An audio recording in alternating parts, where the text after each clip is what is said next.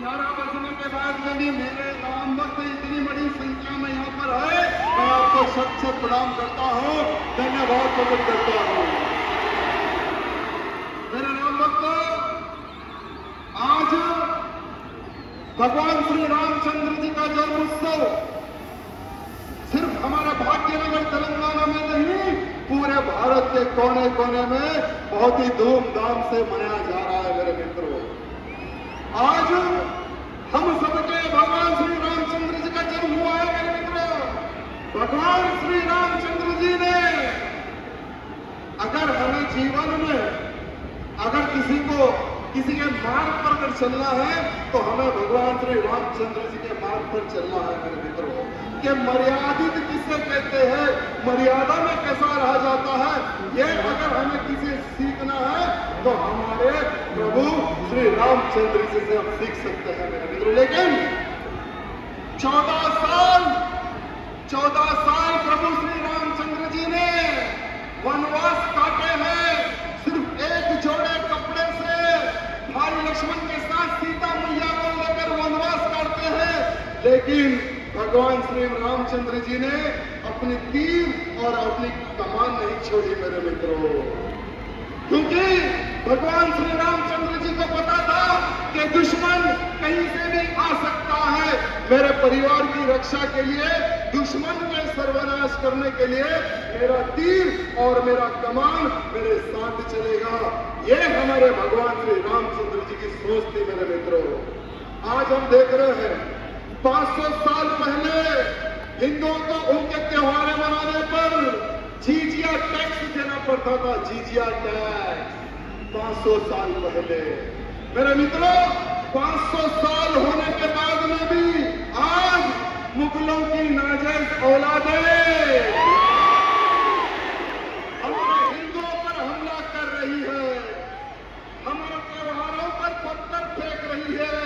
मेरे मित्रों, आज ही के दिन बंगाल में हिंदुओं पर पत्थर फेंके जा रहे हैं, आज ही के दिन महाराष्ट्र में हिंदुओं पर पत्थर फेंके जा रहे हैं, आज ही के दिन कर्नाटक में भगवान श्री रामचंद्र जी की शोभा यात्रा पर पत्थर फेंके जा रहे हैं। मेरे मित्रों, जहां जहां पर हिंदू संगठित नहीं है वहां पर हिंदुओं पर हमले हो रहे, लेकिन मैं गर्व से कह सकता हूं कि मेरे भाग्यनगर का हिंदू, मेरे तेलंगाना का हिंदू आज मेरे साथ भगवान श्री रामचंद्र जी के जन्मोत्सव पर नाच रहा है, गा रहा है, धूम मचा रहा है। मेरे मित्रों, आज कुछ लोगों की नींद खराब हो गई होगी, आज कुछ लोग नहीं सो रहे होंगे कि ये क्या हो रहा है, भाग्यनगर का हिंदू जाग रहा है। अगर भाग्यनगर का हिंदू जागेगा तो ये जो छोटे भाई का पैजामा, बड़े भाई का कुर्ता पहने हुए ये दो बुलडॉग हमारे इस तेलंगाना नहीं पूरे भारत को छोड़ के भागेंगे। मित्रों, बस हमें संगठित रहना है। मेरे मित्रों, अगर हम संगठित नहीं रहेंगे तो सोचो क्या होगा। मेरे मित्रों, होली के शुभ अवसर पर दिल्ली में क्या हुआ था तरुण के साथ, मैंने अभी एक बैनर देखा था। ये बैनर तरुण को स्वयं बजरंगबली का आशीर्वाद मिल रहा है। आज तरुण की क्या गलती थी? होली का शुभ अवसर, छोटी सी बच्ची कलर खेल रही है, गुलाल खेल रही है, एक छोटा सा बॉल नीचे फेंकती है, बाजू के घर पे गिरता है एक लेडी पर, और वो लेडी उसके बेटे को फोन करती है, 25 से अधिक जिहादी आते हैं, तरुण को किस प्रकार से, कितनी बेरहमी से तरुण का कत्ल कर देते हैं। आज पूरी दुनिया ने देखा है मेरे मित्रों कि किस प्रकार से तरुण का खून हुआ।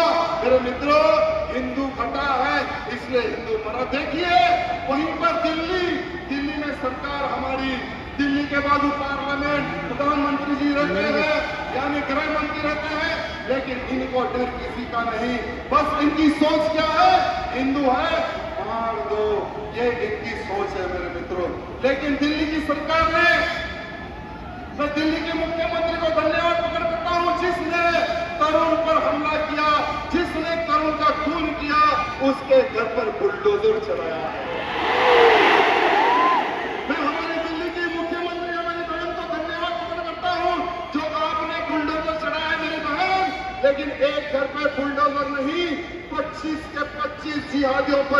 बुलडोजर चढ़ना चाहिए, क्योंकि करोड़ों का खून एक व्यक्ति ने नहीं, 25 नामर्दों ने मिलकर तरुण अकेले हिंदू को उस पर हमला करके उसका खून किया। 25 के 25 घरों के ऊपर बुलडोजर चलना चाहिए। ये आज भारतीय नगर का हिंदू दिल्ली की हमारी मुख्यमंत्री बहन से प्रार्थना करना चाहता है। मेरे मित्रों, हम गंगा को मां कहते हैं, गंगा को पवित्र मानते हैं। आपने देखा होगा कि हमारी गंगा को किस प्रकार से अपवित्र करने का प्रयत्न किया गया। वहां पर 10-10 जिहादी एक बोर्ड चुराकर वो चोरी करके हमारी गंगा मैया की नदी में जाकर वहां पर मटन बिरयानी खाते हैं और उन हड्डियों को हमारी गंगा मैया की नदी में डालते हैं। लेकिन मेरा हमारे मुख्यमंत्री किस राज्य में उन्होंने गंदा काम किया? उत्तर प्रदेश में उन्होंने गंदा काम किया। वो उत्तर प्रदेश जहां पर बोला नहीं जाता, वो उत्तर प्रदेश जहां पर ठोका जाता है। वो उत्तर प्रदेश जहां पर बोला नहीं जाता, वो उत्तर प्रदेश जहां पर ठोका जाता है। योगी आदित्यनाथ जी बाबा के राज्य में उन जिहादियों ने गंदा काम किया था, लेकिन अच्छे से सबक हमारे बाबा जी ने दिखाया है। लेकिन कुछ लोग कहने लगे कि क्या हो गया, गंगा में अगर 4 हड्डी गिर गई, अगर कोई हिंदू मरता है तो उसकी भी हड्डियां उसी गंगा में डाली जाती है, क्या उन पर कार्रवाई करोगे? कुछ मुल्ले बोलने लगे मेरे मित्रों। तो मैं उनको कहना चाहूंगा, ठीक है, अगर ये तुम्हारी सोच है तो हमारे वाल्मीकि समाज के वीर, हमारे वाल्मीकि समाज के वीर शेर का गोश्त खाते हैं, शेर का। जहां पर तुम लोगों के प्रार्थना घर है, अगर वो प्रार्थना घरों के सामने हमारे वाल्मीकि शेर, अगर शेर की हड्डी खाकर तुम्हारे जहां पर तुम्हारे प्रार्थना घर अगर वहां फेंक दे तो तुम लोग तो दंगा कर देते हो, दंगा। लेकिन तुम्हारी जैसी सोच हमारी नहीं है, क्योंकि हम सबको लेकर चलने वाले लोग हैं और अगर हमसे जो टकराता है उसको मिट्टी में मिलाना भी हमें जानना है। मेरे मित्रों, आपने देखा होगा कि किस प्रकार से ईरान में खामेनी पर हमला इजराइल ने किया। खामेनी पर हमला अमेरिका ने मिलकर खामेनी को 72 हुरों के पास पहुंचा दिया। कहां पहुंचा दिया? लेकिन वो कंट्री अलग, वो देश अलग, लेकिन तेलंगाना के इन लोगों को क्या हो गया समझ में नहीं आ रहा। भारत के लोगों को क्या हो गया पता नहीं कि ये लोग खामेनी की मौत पर अपनी छाती पीट पीट कर रो रहे हैं। मित्रों, कश्मीर में कुछ ऐसे भी मुसलमान हैं जो 500 करोड़ रुपए जमा करके ईरान भेजने की योजना बना रहे। ईरान, तो मैं उन कश्मीरी मुसलमानों का पूछना चाहूंगा, जब पुलवामा में हमला हुआ था तब ये दर्द कहां छुपा हुआ था? हमारे हिंदुओं को नाक पूछ कर गोलियां मारी जा रही थी, तब ये तुम्हारा दर्द कहां था? हमारी वीर सेना भारत की रक्षा करती है, आतंकी हमला होता है, हमारी वीर सेना मरते हैं, हमारे जवान मरते हैं, तब ये तुम्हारा दर्द कहां जाता है? मैं कश्मीर के मुसलमानों को पूछना चाहूंगा, जब तुम्हारी जेब ढीली नहीं होती। आज ईरान में व्यक्ति मरता है, वहां पर युद्ध होता है, तो भारत के कोने कोने से लोग पैसा भेज रहे हैं ईरान में। अरे पैसा रुको भेजो। मेरी एक निवेदन है, ये छोटे बुलडॉग बड़े बुलडॉग से मेरी निवेदन है, अरे पैसा अगर भेजना ही है तो पैसे के साथ में ये बड़े बड़े जो फ्लाइट जा रहे हैं ना, उसमें बैठकर तुम लोग चले जाओ ईरान। अरे चाहे तो गलत टिकट हम बुक करवा दे, कितने फ्लाइट होना है अभी बुक करवा दे। ये बड़े ओवैसी छोटे ओवैसी जितने लोगों को ईरान लेके जाना है, ईरान लेके चले जाए। कम से कम यहाँ की दलित थोड़ी ईरान में तो चले जाएगी। लेकिन मित्रों, ये मत सोचो ये कन्वर्टेड जिहादी बहुत तरह किस प्रकार से ये लोग जागरूक हो रहे हैं। सोचो अगर भारत देश पर किसी इस्लामिक देश का अगर हमला हो जाए, मेरे मित्रों ध्यान से सुनना, भारत देश पर अगर किसी इस्लामिक देश का अगर हमला हो जाए, हमारे बाबा साहब अम्बेडकर जिन्होंने एक पार्टीशन, एक बहुत अच्छी बुक लिखी है, हमारे बाबा साहब ने एक बहुत अच्छी बुक लिखी है मेरे मित्रों इनके लिए। बाबा साहब क्या कहते हैं कि ये लोग देश से ऊपर अपने इस्लाम को रखते हैं। अगर हमारे भारत देश पर अगर हमला हो जाता है तो ये लोग हमारे भारत देश के खिलाफ खड़े हो जाएंगे। उन देश के साथ ये लोग खड़े हो जाएंगे जो भारत पर हमला करने की सोच रखते हैं, उन देश के साथ ये लोग खड़े हो जाएंगे। मेरे मित्रों, कभी ये लोग पाकिस्तान को अपना अब्बा बना लेते हैं, कभी ये लोग फिलिस्तीन को अपना अब्बा बना लेते हैं, कभी ये लोग ईरान को अपना अब्बा बना लेते हैं। आखिर तुम लोग कितने बात है मुझे समझ में नहीं आता। एक है, दो है, कितने हैं समझ में नहीं आता। मेरे मित्रों, आज ये लोग सीधा सीधा ये संदेश दे रहे हैं कि हम गजवा हिंद की प्लानिंग भारत में कर रहे हैं। गजवा हिंद माने भारत में भारत से युद्ध करने की प्लानिंग कर रहे हैं। मेरे मित्रों, आज मैं डंके की चोट पर यह कहना चाहूंगा कि सुनना रहे गद्दारों, जो गजवा हिंद का सपना तुम लोग लेकर जो जी रहे हैं ना, हम जीते जी गजवा हिंद नहीं, पूरे भारत को भगवा हिंद बनाकर रखेंगे।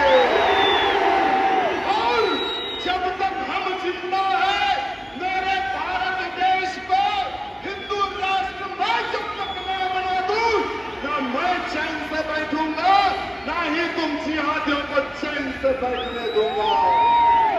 हमारा मुख्यमंत्री जी, आपने हेट स्पीच पे एक बनाया है, आप हेट स्पीच को ही नहीं दे सकते बोलकर आपने बिल पेश किया है।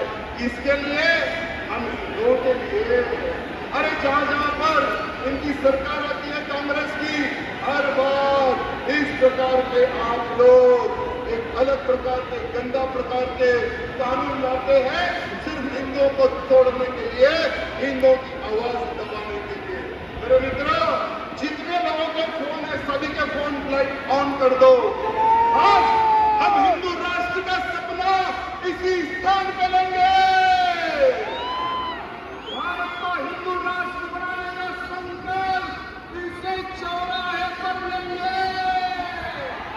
मेरे मित्रों, जितने लोग सभी के फोन यानी ऊपर नहीं, नीचे तारे दिखने चाहिए, नीचे तारे। मेरे साथ सबको बोलना है, मैं जब तक जीवित हूं आज ये संकल्प लेता हूं, मेरे भारत को जब तक मैं हिंदू राष्ट्र न बना दूं, मैं चैन से नहीं बैठूंगा। पूरे भारत से गौ हत्या पर प्रतिबंध न लगा दूं, गौ माता को राज्य माता का दर्जा न दिला दूं, मैं खामोश नहीं बैठूंगा। मैं एक हिंदू होने के नाते लव जिहादियों से जब तक मेरी तब तक मैं चैन से नहीं बैठूंगा। आज ये संकल्प लेता हूं और मुझे बार-बार आधे बीच वाले का कल शाम तक भी मेरे को कॉल आया, इसके लिए तो कल शाम तक मेरे फोन की धमकी मेरे फोन जा रहे थे कि बेटा हमारे स्नैपर रेडी है, आज तेरी आंख तेरा आंख रेडी से। अरे भोसड़ी को कहाँ है रे तुम्हारे स्नैपर, कहाँ पे फिर किया है रे बम।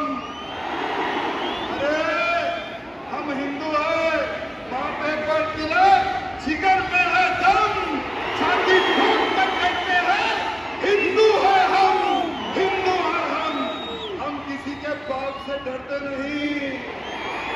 तुम्हारे ये फोन से, तुम्हारे लव लेटर से हम डरने वाले नहीं। बेटा, जिस दिन भी राजा सिंह को खत्म करने की सोचो ना, तो जरा अच्छे से सोचो, क्योंकि अगर तुम्हारा वार से ये राजा सिंह बच जाएगा तो तुम्हारी नस्लों को ये राजा सिंह खत्म कर देगा। हमारे अमित शाह जी को मैंने पत्र लिखा था, अमित शाह जी मैं सुरक्षा की भीख नहीं मांगता हूं, अमित शाह जी मैं सुरक्षा की भीख नहीं मांगता ठिकाना बता दो, क्योंकि आज मैं राजनीति में हूं, पहले मैं भी एक शैतान था। धर्म की रक्षा के लिए, देश की रक्षा के लिए हमने भी तलवार उठाई थी, लेकिन राजनीति में आने के बाद में हमने तलवार को हमारे मंदिर में लगा दिया है। फिर से मेरे धर्म की रक्षा के लिए, फिर से मेरे परिवार की रक्षा के लिए, फिर से मेरे हिंदू समाज के लिए मुझे वो रास्ता न बताना। अगर हम वो रास्ता पकड़ लेंगे तो ये साले जिहादियों, तुम कहते हो ना कि हम कट्टर है, कट्टर, देख कट्टर इसे कहते हैं, कट्टर। अरे बेटा 15 मिनट की बात कहता है ना,